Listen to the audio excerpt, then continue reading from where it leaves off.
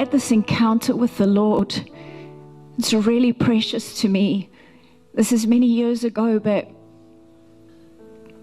I just began to encounter him and press into his presence, and he came and revealed himself to me in new, fresh ways, and it caused me to just fall so deeply in love with him. I fell so deeply in love that I was like head over heels, like obsessed kind of love. Like all I could do was think about Jesus, obsessed with him.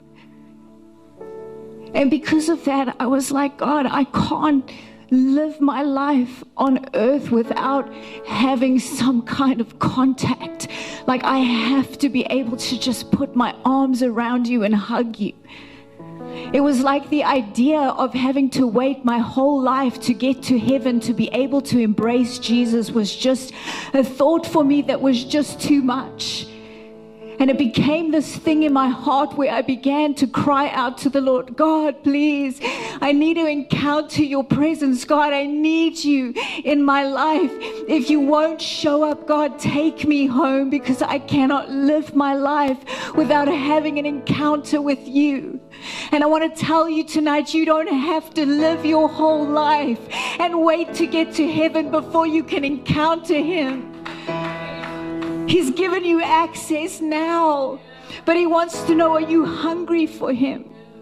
And in my hunger and in my desperation, this thing that I just was carrying in my heart, Jesus, Jesus, I need you to show up. For months, this was months, I cried out to the Lord, God, I just want your touch. God, I just want to hug you. God, I just want to feel your embrace. And one night as I lay in my bed, Jesus walked into my room. And I heard as his feet walked down the corridor, I heard as it moved along the carpet, and he came into my room. And he sat down on my bed. And I was trying to figure out, am I in the spirit? Am I in my body? I don't know what's happening. And so then I was like, I started to feel like I was floating. And so I took my hands and I was like, let me feel the bed to see if I'm in my body or in my spirit. And then I couldn't figure it out. I'm like, is that my spiritual hands? Is it my real hands? I don't actually know what's happening. I couldn't tell. I didn't know. But it was so real that I couldn't figure it out. And Jesus came and he sat next to me on my bed.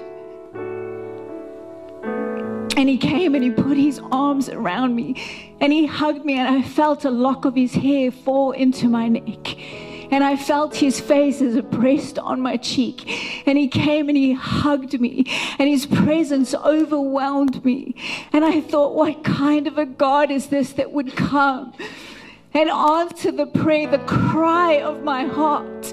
And it wrecked me for days. This is the God that you serve. He's a real, he's personal. This isn't some kind of a God that we just use or abuse or take advantage of or just cry out to when we want him to do something for us. This is a real, intimate God, and you were created to worship him. You were created for intimacy with him. It's your very purpose.